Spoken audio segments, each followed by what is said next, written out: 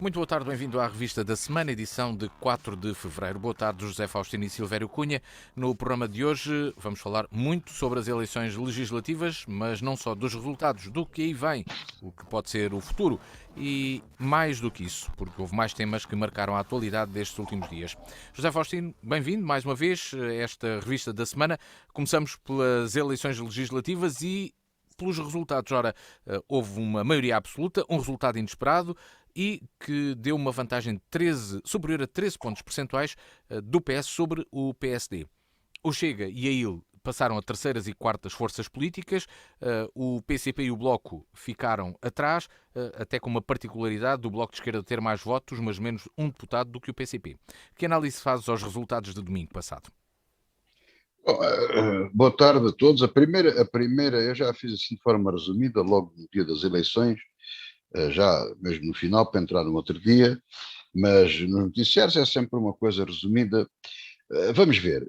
Em relação às surpresas, eu confesso que tive aqui duas surpresas, apenas duas surpresas.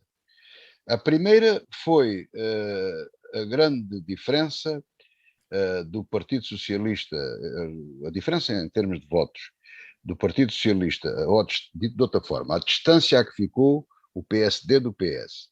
E a segunda surpresa, penso que isso toda a gente ficou surpreendida, até o próprio António Costa ficou surpreendido, que foi a maioria absoluta. A maioria absoluta.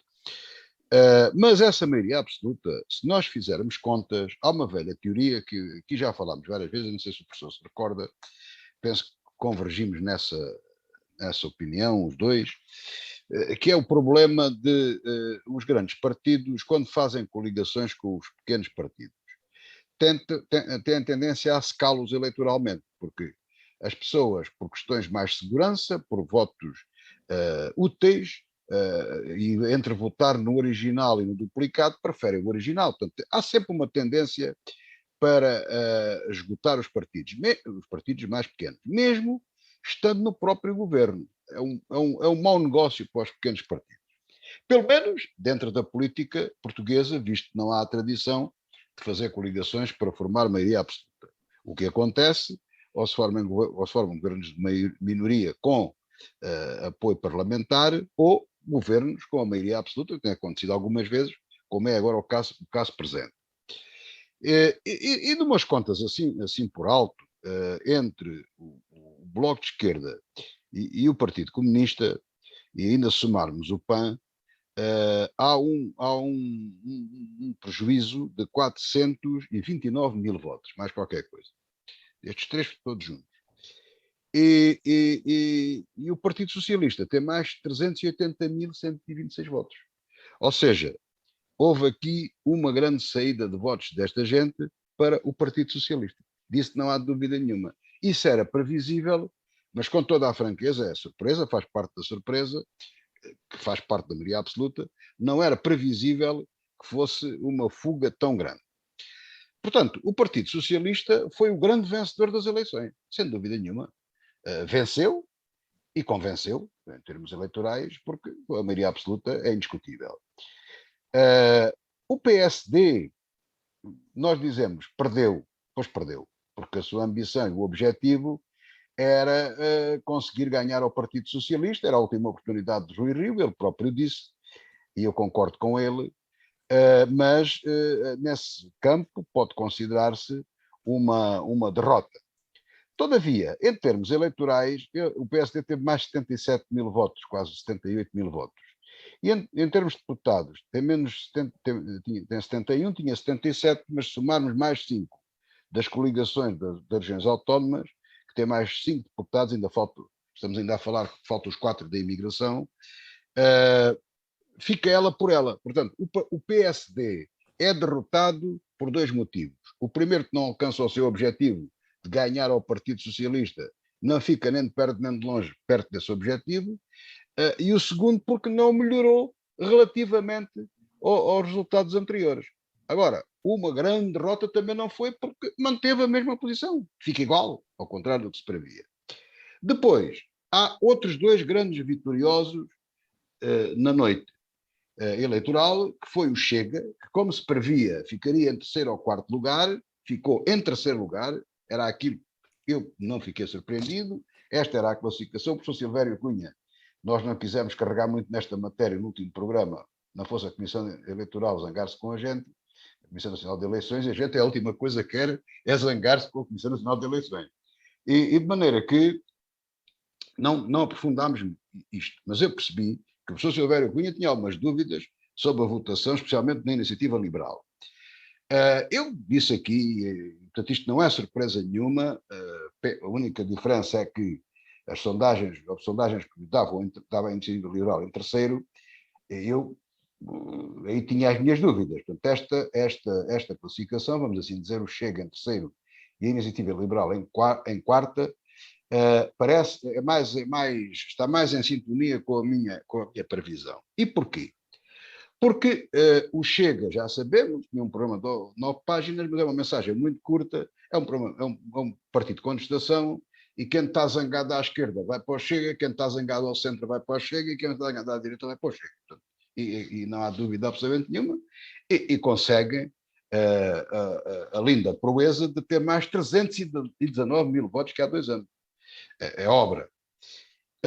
Mas a iniciativa liberal, dizia eu, de certa forma, não é igual, mas de certa forma comparável com um esforço extraordinário do deputado do Rui Tavares, do LIVRE, que foi eleito com toda a legitimidade, da outra vez fez aquele negócio com Joacine, e se calhar valia a pena, mas de facto a iniciativa liberal e o LIVRE, de certo modo, vieram discutir política na campanha, introduziram isso nos debates e, de certa forma, conseguiram impor um certo ritmo, não digo, como já disse a semana passada, não estou completamente em desacordo com o professor Silvério Cunha, que a campanha ficou muito abaixo das expectativas, mas ela não ficou pior, penso eu, porque isso se deve à iniciativa liberal e ao LIVRE, porque de facto puseram a discussão política, a ideologia, os temas na ordem do dia, e que os outros, de certa forma, foram arrastados para isso, desde logo nos debates que tiveram com eles, e depois, por tendência, alguns assuntos, claro que muitos importantes nem sequer foram falados, foram chamados a debate.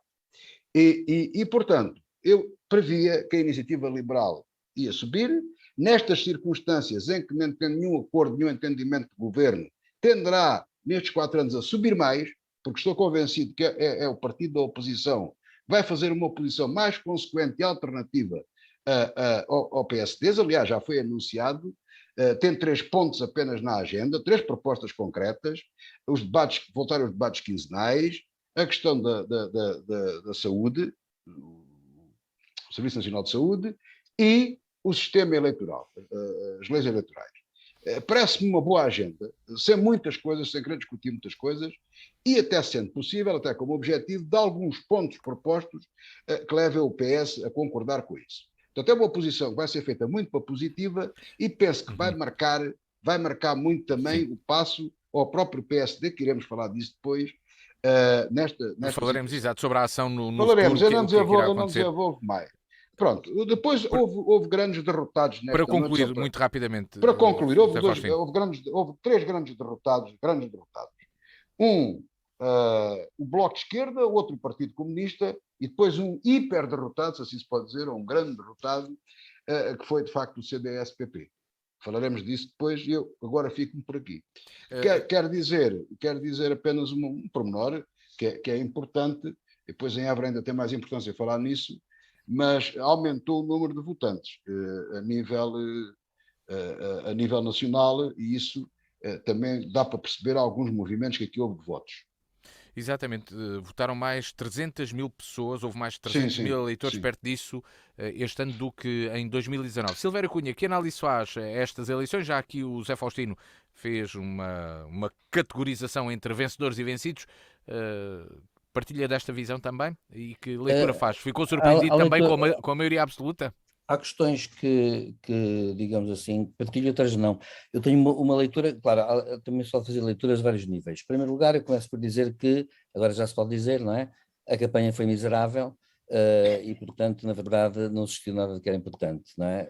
Mas, professor, admite ou não, admite que aquilo ainda melhorou um bocadinho por influência da iniciativa liberal e do LIVRE ou não?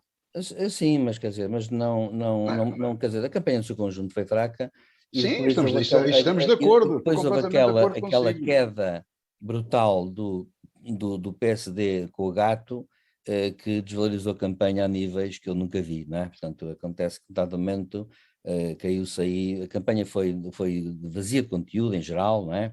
Há sempre exceções, e depois houve realmente. Professor, eu até posso dizer que um amigo meu eh, que votou no Zé Albino. Pois, acredito. Acredito. Ora bem, e acontece então que, de facto, a campanha foi má. Em segundo lugar, também queria frisar a questão das sondagens. Eu acho que aconteceu um fenómeno novo, que foi as sondagens serem, não é as sondagens são o que são, e portanto vamos admitir que há uma certa, digamos, cientificidade dentro das sondagens, embora elas nunca sejam possíveis inteiramente. Aliás, eu, por acaso, o Canal 2 da RTP, o RTP2, deu há uns dias, deu uma entrevista com um dos nossos maiores especialistas em sondagens e em sociologia eleitoral, que é o professor Pedro Magalhães, e ele esteve a explicar como é que eles fazem, exatamente quais os critérios e onde é que estão os buracos e aquilo que eles nunca poderão calcular. E, portanto, eu fiquei a perceber que as sondagens em si, até, digamos assim, não foram muito más. Mas acontece que houve uma coisa nova que aconteceu e que eu acho, digamos assim, escandalosa, que é que a seguir houve sempre muitos debates, e a mover os comentadeiros que fizeram os debates nas televisões, comentavam tudo, comentavam os comentários, comentavam a campanha, comentavam as sondagens, ocuparam mais tempo de antena e mais tempo de televisão do que os outros. E a verdade é que eu ouvi autênticas barbaridades e nulidades a falar. Portanto, eu devo dizer que, com franqueza, foi uma coisa sem pés nem cabeça, com honrosas exceções também. Agora, há uma questão que é importante, que é a política dinâmica e, portanto, tem muito a ver com as expectativas que as pessoas têm. E também nós devemos comparar o que é comparável, com o mesmo critério. Eu penso, claro, naturalmente, aquilo que é a grande surpresa para mim foi a maioria absoluta do Partido Socialista, julgo que nem sequer António Costa esperava, não é? Julgo naturalmente que foi realmente uma grande surpresa. Notou-se claramente que houve uma maior mobilização de eleitorado para desviar votos ao Partido Socialista. As pessoas, no fundo, a verdade é esta, isto demonstrou que o Partido Socialista, a governação em geral, agradou a grande parte dos eleitores, que até acharam que deviam punir os partidos da esquerda, os outros partidos da esquerda, dando voto ao Partido Socialista, com uma maior mobilização. Agora, eu acho que há aqui coisas que devem ser ditas também. Por exemplo, eu não comparo as eleições presenciais com as eleições legislativas ou autárquicas. Por exemplo, eu não comparo, eu penso que um derrotado, porque estabeleceu metas, quer dizer, no fundo é derrotado quem estabelece metas e não as consegue cumprir. Um derrotado foi o Chega, precisamente. Porquê? Porque no dia 10 de dezembro passado, no Diário de Notícias, que eu fui ler, o doutor André Ventura disse que iria ter 15% e iria atrás do PSD. Teve 7,2% e agora vai atrás do António Costa. Portanto, as metas que ele estabeleceu no dia 10 de dezembro, há mês e meio, foram 15%. Ele estava a pensar nas presenciais. Professor, mas ele tinha outra meta, era ficar à frente do Bloco de Esquerda e ser da terceira força. Sim, mas a meta E dele... tem um grupo parlamentar de 12 deputados. Sim, mas a meta dele... Não olvidemos isso. A meta dele no dia 10 de dezembro foi esta, está escrito. Eu, por acaso, fui ao Diário de Notícias ver, e posso dizer o nome. Depois é bom lembrar outra coisa. O CDS teve em 2011 11,7% e passou a ter 1,6%. Portanto, digamos assim, 10% foram para, digamos assim, partidos, os outros partidos mais à direita, e com isso, e alguns trânsfugas do PSD. Portanto, eu também, não é que eu diga que há transferências diretas de votos, não tem que haver. Mas a verdade é esta, os votos do CDS eram muito marcados. E um partido que teve 11,7% em 2011 e passa para 1,6%, é evidente que aqueles 10% foram para qualquer lado, mas não foram de certeza para a esquerda. O PSD não acho que tenha sido grande derrotado no sentido que, claro, a expectativa que se criou, acho que artificial, foi de que o PSD estava a ganhar.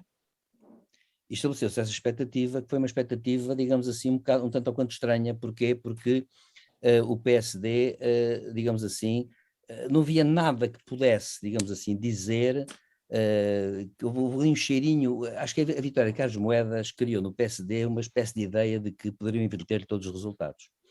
É verdade uma coisa, que a Vitória Carlos Moedas é que elegeu 7 vereadores, o PS outros 7, mas perdendo, tal como na Madeira o PS perdeu, mas teve 3 deputados e o PSD ganhou e teve 3 deputados, é a questão do método eleitoral, e acontece que, na verdade, Carlos Moedas tem 7 contra uma maioria que é uma esmagadora maioria contra ele até, e que até podiam obstaculizar muito grande parte da sua ação. E, portanto, acontece que eu acho que no PSD houve gente que ficou um bocado convencida de que havia um cheiro, um ar de vitória, uma coisa diferente, uma coisa nova. E eu julgo que isso, efetivamente, era comparar o incomparável. As autárquicas são autárquicas e, portanto, as presidenciais são presidenciais, as legislativas são legislativas. Portanto, eu só comparo as legislativas com legislativas. A iniciativa liberal é, para mim, é para mim uma surpresa, embora seja para mim, de todos os partidos, é para mim aquele que me dá mais gozo olhar, ouvir e ler, e vou dizer porquê. Porque eu não percebo a iniciativa liberal. Vamos cá ver. Aliás, eu fiz uma provocação, devo dizer que numa rede social fiz uma pergunta para pessoas da iniciativa liberal que me responderam de uma forma que eu devo dizer que é um bocado risível. Vamos cá ver uma coisa. Em qualquer país do mundo, quando se fala que a direita, fala-se no PSD, iniciativa liberal, acontece que quando se fala de iniciativa liberal, fala-se de iniciativa liberal constante à direita do PSD. Na Europa não é assim. A iniciativa liberal está entre o Partido Conservador e o Partido Trabalhista em Inglaterra. Os liberais estão entre os socialistas e os conservadores na Alemanha. Os liberais, na Holanda, a democracia de 66, está rigorosamente ao centro. E acontece que, na França, até há um pequeno partido, que vem historicamente com um nome que não tem nada a ver com a sua história de recente, que vem do século XIX, o Partido Radical. O Partido Radical, mais tarde, veio digamos, a disseminar-se, foi para os liberais do Giscard d'Estaing, e houve uma minoria que fundou o Partido Radical de Esquerda, que é um partido, na verdade, do centro, e que está entre a direita e o PS francês. O professor, dá-me licença, quando a Iniciativa Liberal elegeu em 2019 o único deputado, lembra-se, houve uma grande briga, porque ele queria se centrar justamente ao centro, mas entre o PS e o PSD. Mas deixe-me lembrar de uma coisa. Depois convencionou-se que era de direita. Sim, mas acontece que a iniciativa liberal é liberal? A iniciativa liberal tem um problema que é este, é que, como eu já disse, há vários liberalismos. Há liberalismos mais do centro-esquerda e há liberalismos mais à direita. E acontece que a iniciativa liberal, nem naquele programa de centenas de páginas, consegue explicar que liberalismo é o deles. É que o liberalismo europeu é um liberalismo claramente ao centro e é um liberalismo que não é conservador. E a iniciativa liberal é um partido conservador. Porquê? E até ouvi uma coisa curiosa. Eu sei que quando foi da fundação da iniciativa liberal houve um grande debate e houve pessoas que nesse debate participaram e acabaram por dizer, isso até ouvi nas redes sociais, acabaram por dizer que, afinal de contas, não se percebia muito bem, porque aqui não havia muita diferença estar entre o PSD e o PS. Acontece que a iniciativa liberal ultrapassou claramente isso e pôs-se à direita do PSD por causa da ausência. Sr. Silvério Cunha, mas o PS e o PSD são sociais-democratas. Não, a Iniciativa Liberal é liberal, não é social-democrata. Não Mas é. Lá, o programa social do PSD é igual ao do PS. Não é muito diferente do PC nem do Bloco de Esquerda. Não é. Professor Silvério, tenha lá paciência. Até o do CDS. Tenho toda a paciência. O Partido Social-Democrata era social-democrata no tempo de Sá Carneiro, no tempo de Magalhães Mota, no tempo de Mota Pinto, Cavaco Silva pô-lo à direita e Passos Coelho pô-lo mesmo à direita. E esse, aliás, é um dos problemas, é um derrotado omisso da noite. Foi Pedro Passos Coelho. Onde isso vai? Sim. As pessoas não esqueceram. Hoje atingimos o recorde da discordância. É verdade. Nestes anos todos. É verdade. Pedro Passos Coelho. Matias, desculpa lá, tem que se registrar este acontecimento. A verdade é que Pedro Passos Coelho é um derrotado omisso. Deus nos ajude. As pessoas lembraram-se de Pedro Passos Coelho. Mas, sabe, eu digo isto por uma razão, porque nas redes sociais também vi isso. Muita gente, durante a campanha, a lembrar-se de Pedro Passos Coelho. A lembrar-se daquela falta de, digamos assim, daquela experiência social que foi feita quando foi da crise financeira. Porque Pedro Passos Coelho foi muito além da Troika, muito além. Não foi nada, professor. E Isso é uma coisa que se foi. Mas diga-me lá um exemplo. E Onde é que ele foi além da eu Troika? peço desculpa, mas aí já estamos a sair do motivo da nossa conversa hoje, não é? Dê lá um exemplo. Sem exemplo, eu vou pedir ao Silvério Cunha para concluir, porque senão nós saímos daqui. Dou-lhe um lá que é para eu exemplo que é para mim flagrante. Olha, eu prometo que não respondo. Nenhum partido liberal. Não é isso que estou a falar. O Passos Coelho, qual é que foi o caso em que ele passou além da Troika? Olha, o Passos Coelho fez uma coisa profundamente antiliberal e claramente conservadora quando quis retroagir a lei. Não e é o isso. Tribunal Constitucional, quando vetou algumas coisas dele, fez um papel de tribunal puramente liberal. Professor, além da Troika, o que é que ele fez além da Troika? Olha, as medidas que tomou, à medida que foi tomando medidas, hoje já muita gente diz, não era preciso, agora não posso precisar. Não, está lá, mas é preciso do programa da Troika. Acontece que ele fez isso, ele passou muito além do risco, passou muito além do risco. Estamos a fazer uma análise, perdoem-me, uma análise já... também foi um derrotado da noite, porque as pessoas lembraram-se dele, porque via-se isso nas redes sociais, as pessoas lembravam-se sempre dele. Claro. Aliás, o líder do PSD, a meu ver, pagou isso um bocado, apesar daquela surpresa também no dia da derrota, em que ele se desatou a falar em alemão para ensinar o jornalista, o que foi, a meu ver, muito desagradável. Mas acontece que, seja como for, eu julgo o seguinte, julgo que, portanto, nós temos uma espécie de, digamos, temos a vitória do Partido Socialista, indiscutível, temos e muito surpreendente para mim. Eu só julguei eu só me apercebi que o Partido Socialista ia ganhar quando vi que à entrada no hotel, digamos, eles têm sempre informações privilegiadas, à entrada no hotel Costa ia muito sorridente e Passos Coelho e o líder do PSD, Rui Rio, entrou com a cara fechada, dizendo que ia-se ver. Portanto, acontece que já deviam ter informações bastante... Professor Silvério Cunha, uma hora antes disso, o Correio da Manhã, através da Pitagórica, disse exatamente que o PS tinha maioria absoluta com 117 deputados. Acertou. Tudo bem. Uma hora antes. Fizeram uma hora antes dos outros. Fizeram à boca das urnas, claro. Aliás, é o que eu estou a dizer, mas disse antes, essa imagem que o professor teve, o Correio da Manhã deu a vitória uma hora antes. Eu isso não vi. Se como for, eles eram tão diferentes. Portanto, acontece que o que é surpreendente, no fundo, é claro, é o desaparecimento do CDS, claro, para mim, é a grande marca, desaparece um partido histórico, e, de facto, a maioria absoluta do Partido Socialista, que na realidade eu acho que era inesperada. E, por fim, também queria dizer que um omisso da noite foi o Presidente da República, que também deve ter ficado de boca aberta com o que aconteceu. E que eu acho que ele não esperava, que ele também não esperava. Portanto, isto é um problema interessante, que agora para programas futuros, que é discutir o papel que o Presidente da República pode vir a ter numa nova circunstância um bocadinho diferente. E será que no Distrito de Évora alguém ficou de boca aberta? Ora, o PCP deixou de representar eleitores do Distrito de Évora, é a primeira vez que tal acontece desde que há democracia. O PSD recuperou o deputado perdido em 2019, com Sónia Ramos a ocupar esse lugar. No Alentejo houve sim uma mudança, dos 8 deputados da região, 6 são do PS, 1 é do PCP, 1 é do PSD. Já era esperado, José Faustino? Bom, era e não era. Não, vamos ver, não é novidade. O Matias, lembras-te com certeza de falarmos isto na rádio, e é normal que se fale nestas coisas, e portanto este resultado não foi uma surpresa total. Havia a possibilidade, houve a possibilidade de o PC perder o deputado em benefício do PSD. Outra coisa também diferente é o que se pôs aí a circular, o Partido Socialista, aliás, é especialista nisso, em que os 3 deputados seriam do PS, portanto isso não era quase impossível. Agora, o que aconteceu foi que, mais uma vez,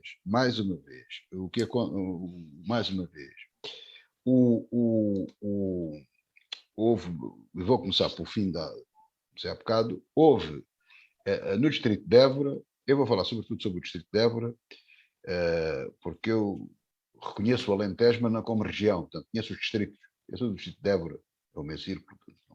Se quiseres falar sobre o Porto Alegre ou de Beja, estou com mais dificuldade, porque eu não... Não, o foco é Évora. Mas já falaste sobre a situação. Fiz a situação genérica do Alentejo, naturalmente. Sim, está feita, pronto. Évora, votaram mais, o Distrito de Évora votaram mais 4.914 eleitores. Isto explicará, por exemplo, que o Partido Comunista,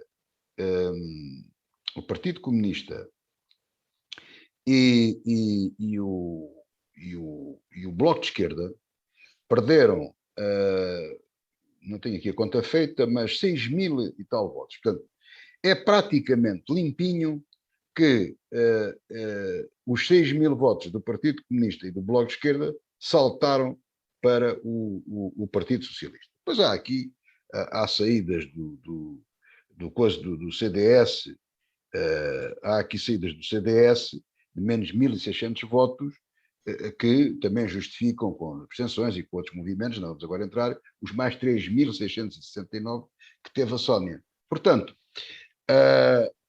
houve alguma surpresa e não houve. Portanto, o Partido Socialista ganhou, teve mais votos e mais percentagem, o PSD ganhou um deputado, teve mais votos e mais percentagem, o Partido Comunista perdeu, teve menos votos, menos percentagem e perdeu o deputado. Portanto, não há muito mais a dizer sobre isto, porque não se pode aqui dizer, o que se pode dizer é que houve os distritos e os círculos foram minimizados em prol de umas eleições para primeiro-ministro. E isso ficou tudo na sombra. E agora poderíamos estar aqui a analisar o trabalho que os deputados fizeram na Assembleia da República e não é isso que estamos a analisar, nem isso esteve nunca em causa. Não vamos aqui discutir nem o Capolas Santos, nem o Norberto Patinho, nem o João Oliveira e a Sónia Ramos.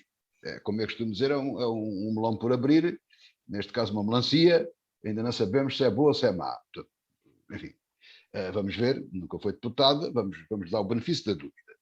Mas dos outros poderíamos falar, mas como se tratou de umas eleições para primeiro-ministro, não falamos. O que podemos dizer, portanto, não podemos dizer que João Oliveira perdeu aqui, porque não teve mérito, foi mau deputado, foi mau líder parlamentar. Não se pode dizer isso.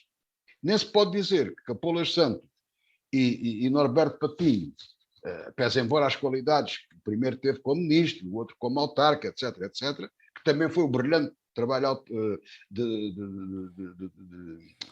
na Assembleia que os elegeu. Portanto, isto é tudo influência das eleições e do efeito todo nacional, de Costa, com Rio, com tudo isso.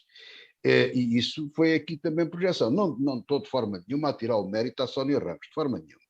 Portanto, ela tem o mérito da sua persistência e desejo, sinceramente, que faça um bom lugar e que honre o distrito que elegeu e tudo mais. Portanto, aqui o benefício é sempre da dúvida, nada tem contra a senhora, antes pelo contrário. Portanto, vamos ver, não há muito mais para dizer. Não há muito mais para dizer.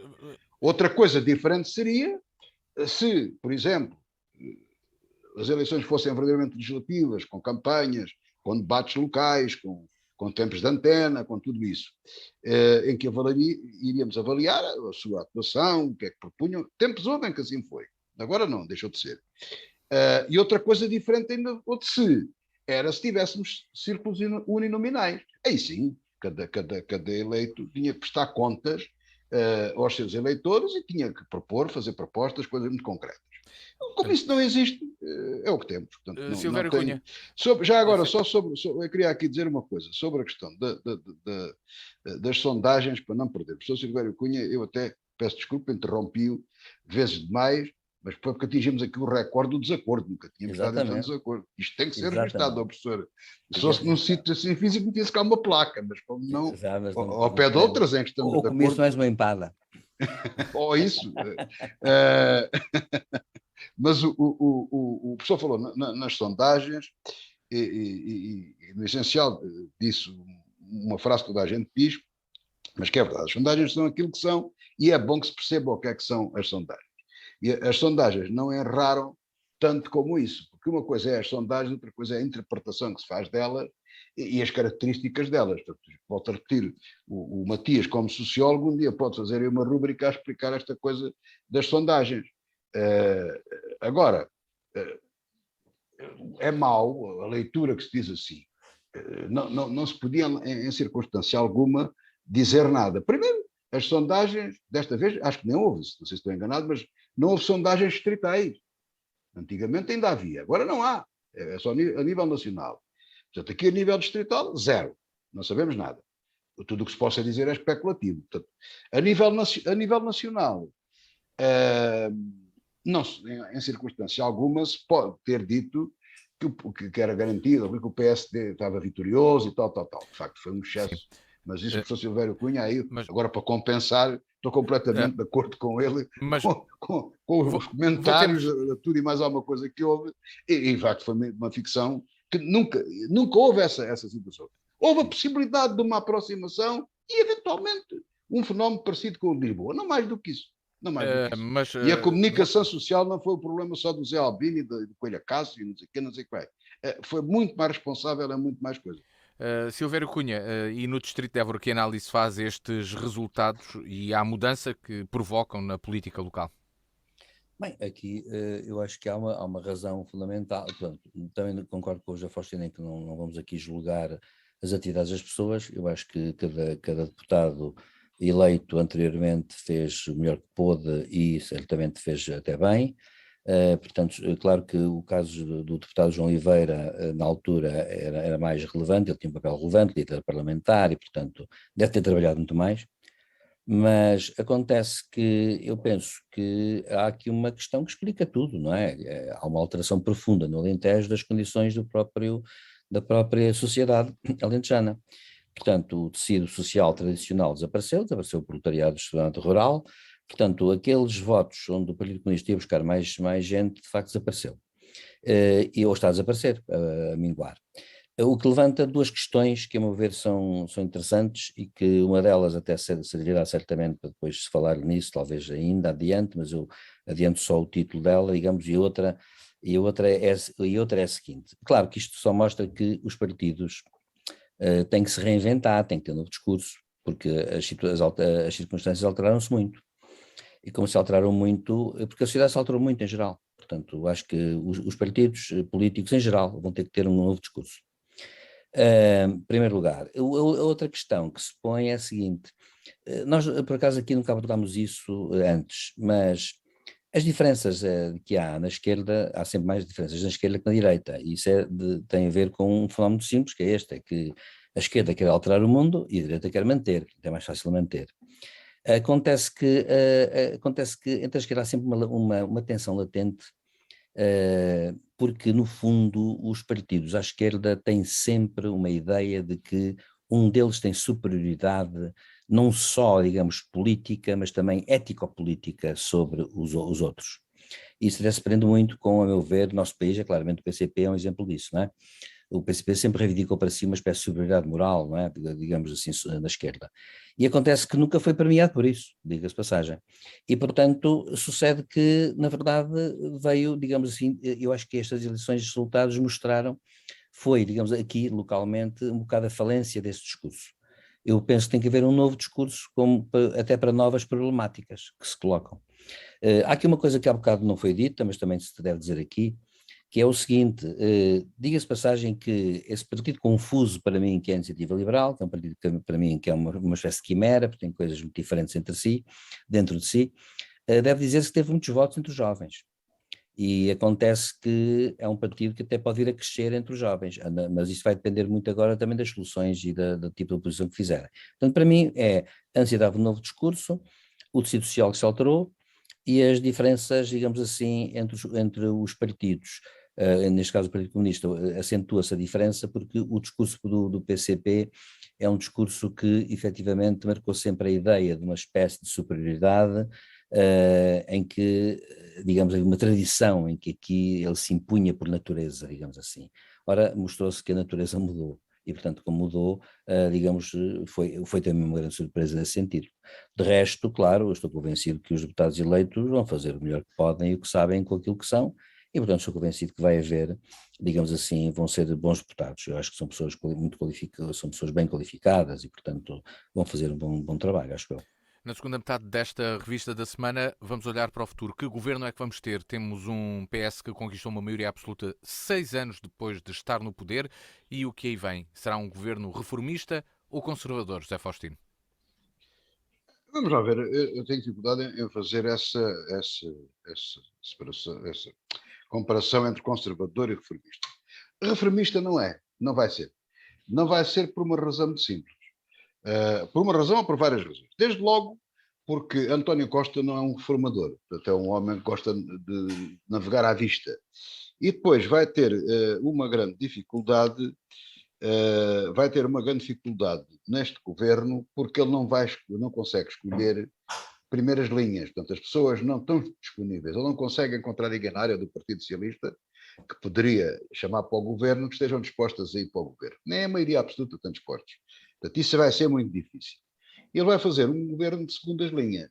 E se o primeiro-ministro não é um reformista, nem tem grandes apetências por fazer reformas, como costuma dizer, junta-se a fome com a vontade de comer.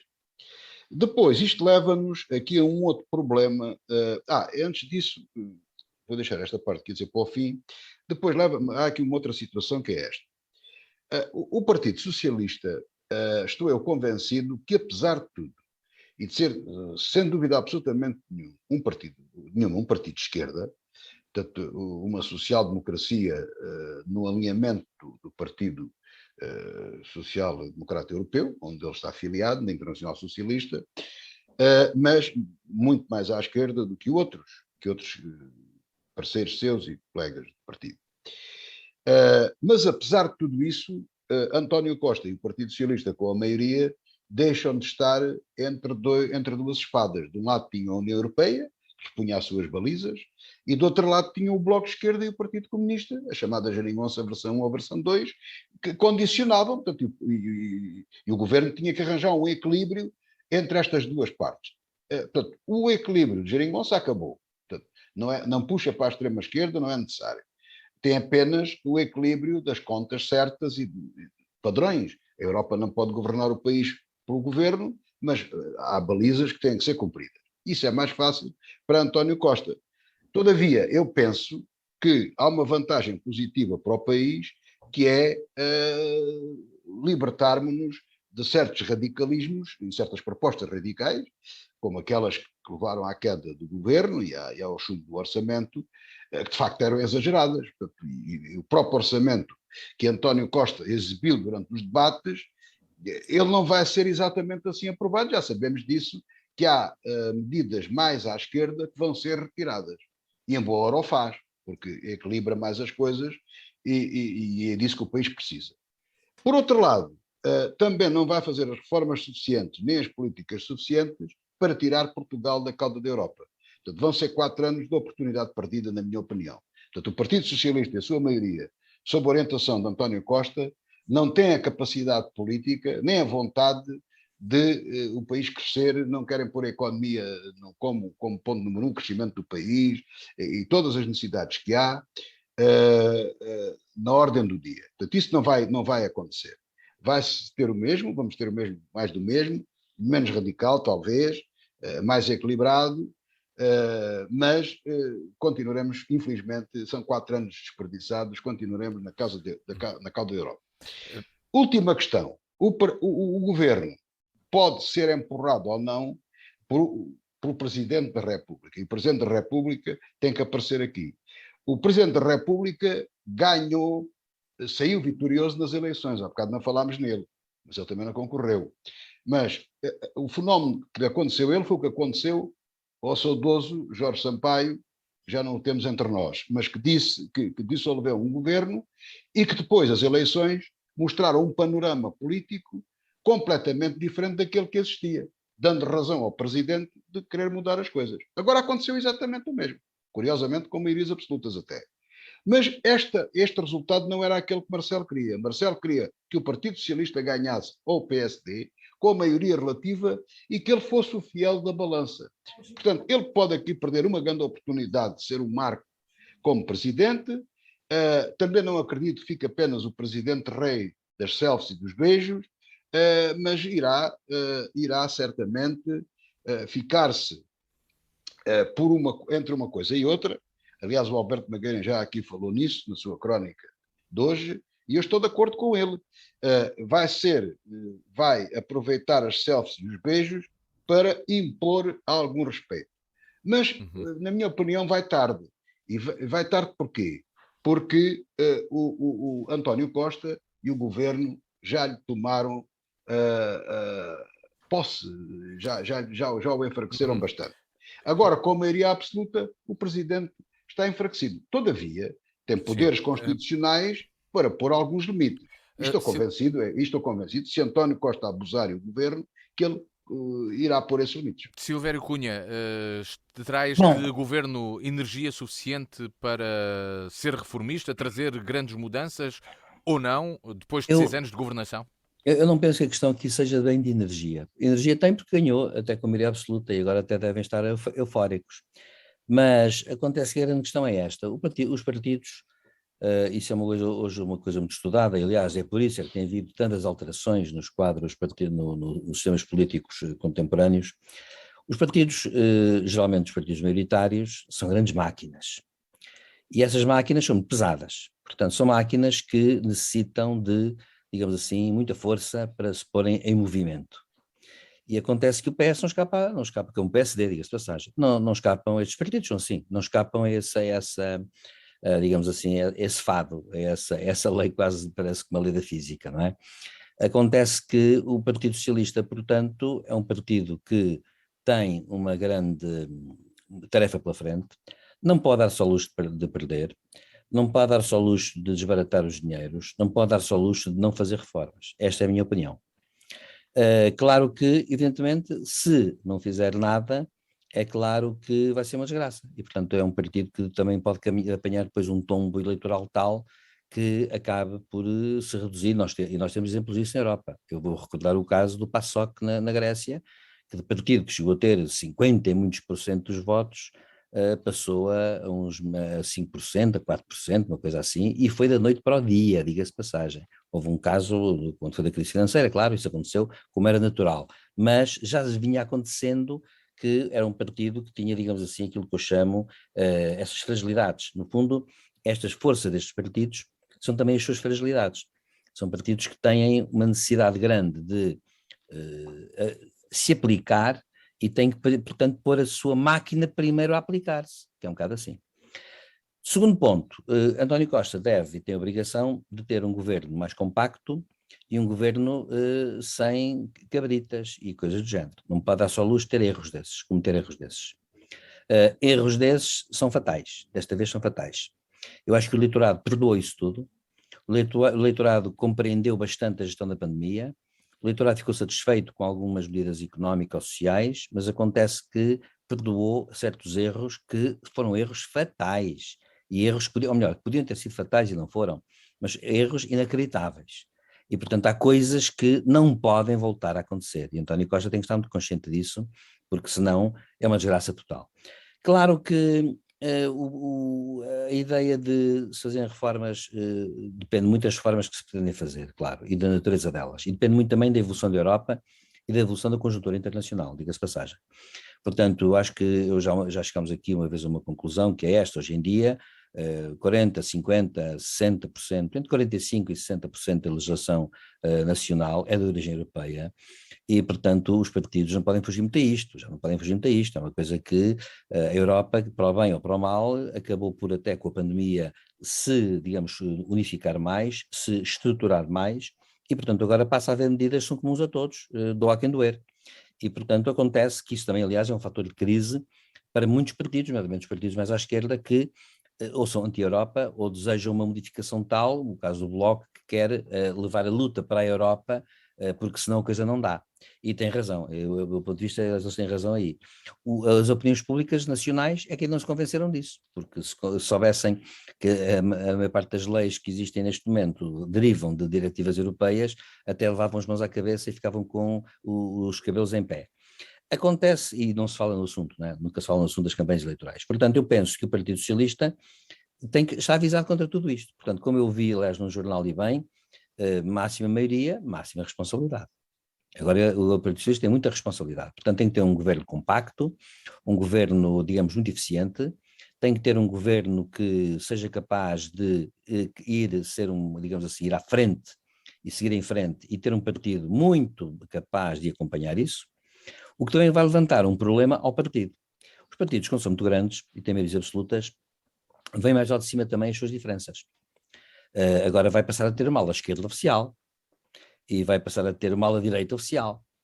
E, portanto, sei lá, entre aqui o Dr. Beleza, médico, e o Pedro Nuno Santos, por exemplo, só para dar 2 exemplos das personalidades que aparecem muito, são 2 socialistas totalmente diferentes, quase como água e azeite, não é? E acontece que eu julgo que agora isso vai aparecer. Portanto, a capacidade de António Costa, primeiro, de manter o partido unificado ou unido em torno de certo tipo de valores e certo tipo de metas, e um governo capaz, tecnicamente, de gastar bem o dinheiro e de pôr o país a andar com toda a força. E isso vai implicar uma data de coisas. Eu termino dizendo isto. Na minha opinião, há um erro no nosso país e um bocado na Europa, e já há literatura sobre isso. Nós temos, a nossa Constituição tem o setor público, o privado e o social. E acontece que, hoje em dia, vive-se, os sistemas políticos que estão em crise, vivem, parece que obcecados, entre o público e o privado. Acontece que devia ser o social dominante. E, portanto, o social é o comum. É o comum. As misericórdias, por exemplo, fazem parte do setor social, é o comum.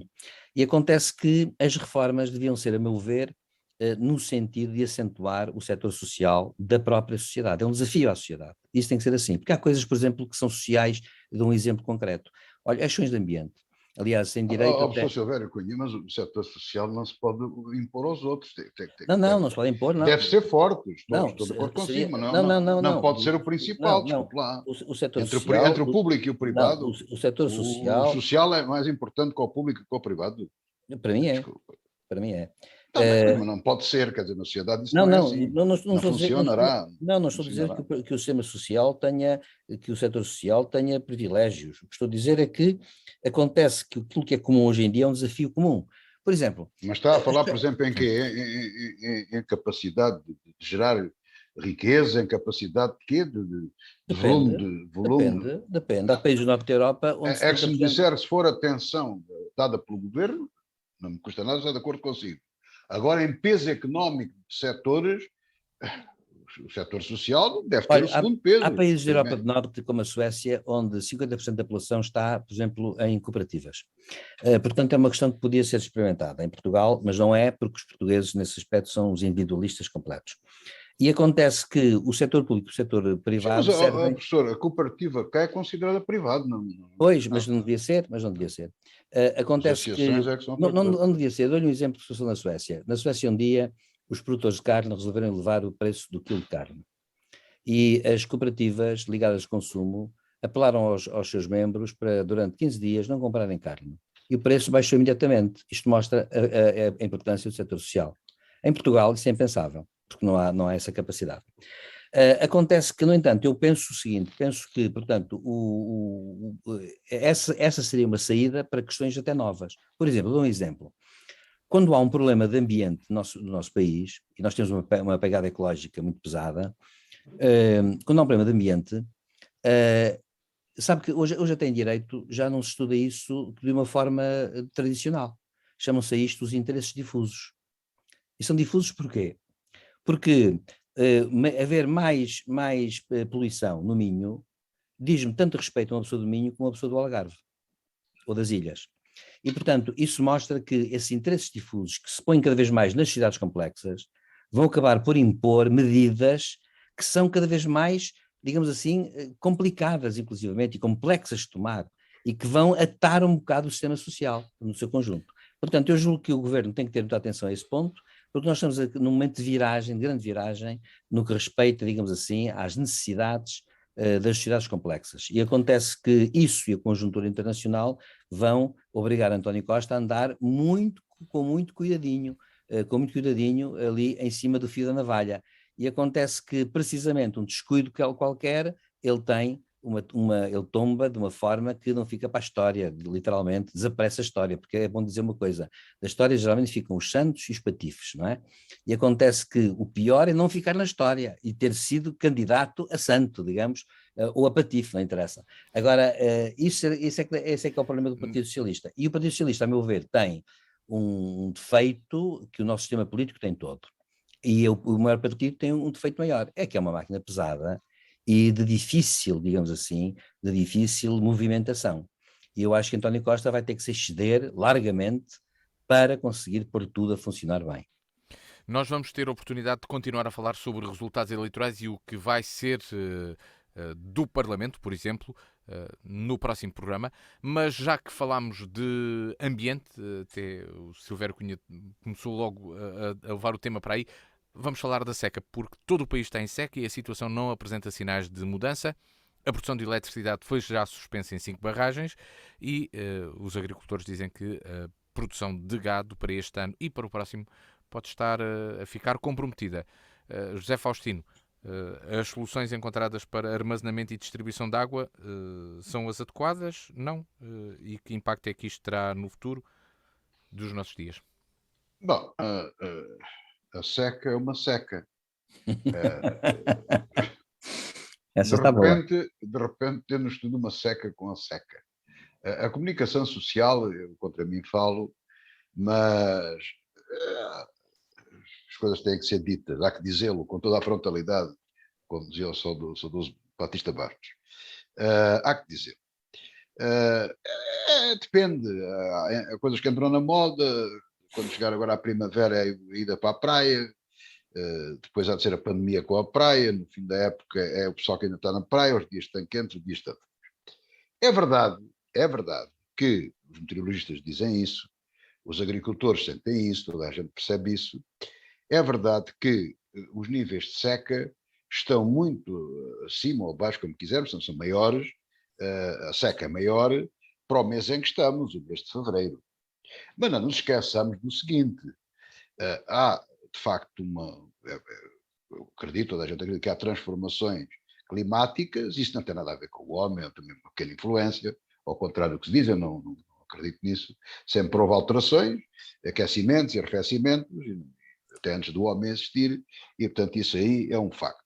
Há coisas que o clima está-se a mudar, toda a gente sabe isso e toda a gente percebe isso. Mas também não é novo, eu não sou, já não sou, pronto, tenho 68 anos, tenho.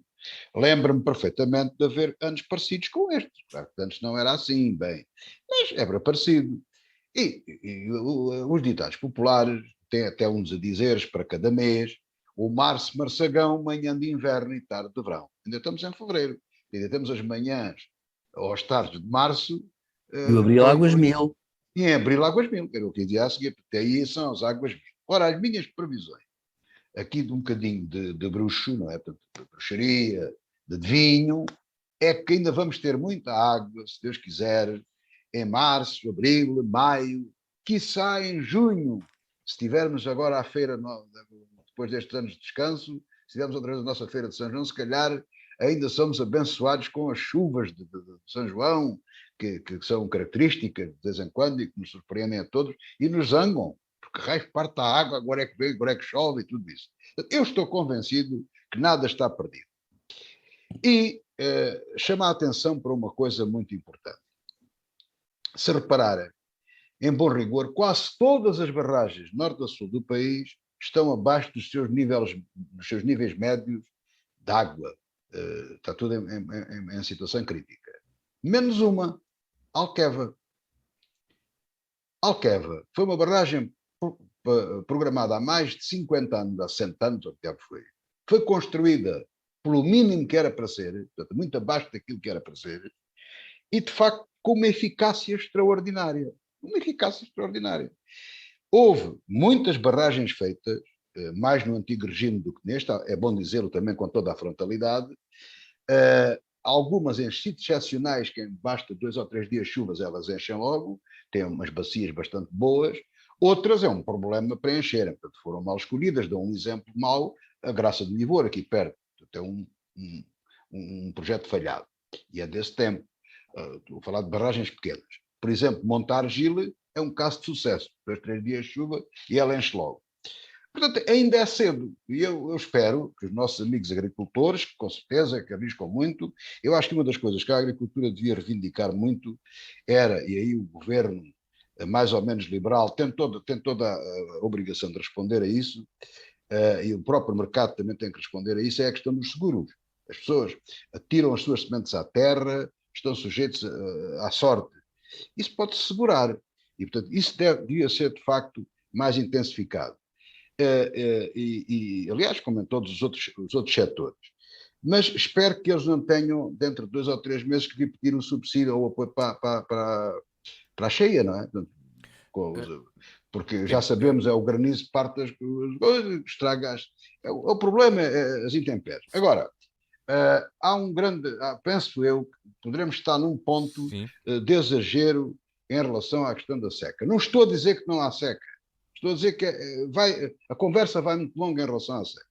E finalmente quero lembrar outra coisa. Para concluir, José Faustino. Eu não sou ecologista, mas sou uma pessoa ecologista militante, sou uma pessoa que me preocupa com o ambiente e com a terra onde vivo, naturalmente. E dou razão àqueles mais radicais, ou não, que dizem, perguntam como é que é a sementeira exageradíssima de laranjais, de abacates, etc, etc, etc, no Algarve, por exemplo, em zonas que requer água. Portanto, não pode ter laranjal, abacate e turista, não pode ter tudo. Já começa a ter dificuldade. Agora, vamos sempre ao mesmo sítio. Que raio de planeamento é o do governo que não prevê isto? Portanto, o ponto que está na ordem do dia é aumentar a área de regadio no Algarve, por exemplo. Aumentar laranjais, aumentar abacates, aumentar tudo isso. Culturas intensivas, regadio, tudo regadio. E depois não há água. Embora, como diga, mais polémico e tem que ser mais ponderado o caso de Alqueva. Mas este é o ponto da situação em que vale a pena pensar. Silvério Cunha, esta é uma situação eu concordo, eu substancialmente concordo com tudo o que disse o José Faustino. Porque, de facto, a agricultura intensiva tem sempre efeitos, por exemplo, e necessariamente necessita de água, senão não poderia ser intensiva. Obviamente que tem que haver um planeamento no sentido de, digamos, se queremos água para umas coisas, não podemos querer para outras, e, portanto, é assim, não se pode querer ao mesmo tempo sol na eira e chuva no naval, e, portanto, não dá. E essa gestão dos recursos escassos, nomeadamente no caso do ambiente e da água, é complexa. Há uma coisa interessante que eu queria dar notícia aos ouvintes. Não sei se alguma vez falei nisso. Há um Museu da Água em Moura. E eu já visitei o Museu da Água, que é muito interessante. E sabem que todo o Baixo Alentejo está debaixo de um lençol freático de água, que é uma das maiores reservas do mundo de água doce. Todo. Aliás, uma das preocupações, inclusivamente, das autoridades do ambiente, é que precisamente pesticidas ou outras substâncias possam chegar a esse lençol freático. E eu até já vi, porque hoje é possível fazer isso através de sonares e até por avião, vi nesse Museu da Água um mapa do Baixo Alentejo, que naturalmente não coincide com o distrito de Beja, bem entendido, não é? Portanto, é uma coisa que tem uma natureza topográfica, mas que coincide com o Baixo Alentejo, em que de facto a quantidade de água tem muitos quilómetros de profundidade, é uma loucura de água. Isto é muito curioso porque por trás, por baixo, digamos assim, do Baixo Alentejo, onde as pessoas queixam de muita seca, há de facto muita água, mas essa água mesmo para ser utilizada teria que exigir técnicas próprias e não podia ser desperdiçada. A questão é sempre a mesma, é o desperdício, até porque esses lençóis freáticos vêm de outros sítios quaisquer e vão sendo formados através da evolução da natureza. Portanto, eu penso que o José Faustino disse tudo a esse nível. De facto, eu acho que tem que haver uma planificação rigorosa e tem que haver, portanto, dar força a isso. O Alqueva é um caso interessantíssimo porque é o maior, como se sabe, lago artificial da Europa, tem 250 km². Para termos uma ideia, São Marino tem 61, o Mónaco tem 2, o Alqueva tem 250 km² de área. E, segundo já uma vez li, dois especialistas dizerem que o Alqueva aguenta cerca de 4 a 5 anos de seca, porque realmente tem essa capacidade. Portanto, é um grande empreendimento e é uma grande riqueza nacional que nós temos todos. Agora, pronto, quanto ao resto é isso. Tem que haver prudência, tem que haver cálculo, tem que haver rasgo e tem que haver uma planificação rigorosa a pensar no futuro. E, portanto, é mesmo assim. Quanto à questão das alterações climáticas, elas existem, vão sempre existir. Discute-se muito a questão do antropoceno, hoje há muito esse tipo de estudo já, mas a questão é esta, vamos cá ver, o antropoceno tem influência indiscutivelmente no ambiente, mas a questão é que a natureza tem a sua evolução própria, e queremos ou não, é assim. Aliás, independentemente de nós termos anos recorde em temperatura, é evidente que nós sabemos que daqui a X mil anos a Terra terá uma outra época glaciar, porque o eixo da Terra de X em X mil anos muda e há uma época glaciar. Pronto, é assim. Isso já aconteceu, aliás, de forma pequena na própria Europa moderna dos séculos XVI para cá. Por exemplo, tivemos 80 anos de glaciação no século XVII, por exemplo, em que em Roterdão, em Roterdão, acho eu, ou Amsterdão, perdão, os quadros pintados pintavam o mar todo e os rios todos gelados e as pessoas andavam por cima da água. Não é preciso pontos, não é preciso nada. E isso não se voltou a repetir na Holanda, por exemplo, desde o século XVII para cá. E isso mostra, e antes disso também não se repetia. Portanto, acontece durante 80 anos foi assim. E pronto, e é isso que eu acho a esse respeito, e portanto tem que haver muito cuidado e tem que ser de facto, tem que haver uma intervenção talvez sim a nível de seguros, também penso que sim, e de ajuda aos agricultores, sem dúvida, mas é isto, portanto, há a natureza e há portanto o homem que pode pôr, digamos assim, a sua mão nesse aspecto e tentar, digamos assim, tornar o melhor possível as condições que a natureza apresenta para aproveitar o mais possível e, portanto, isso agora é uma questão de racionalidade também.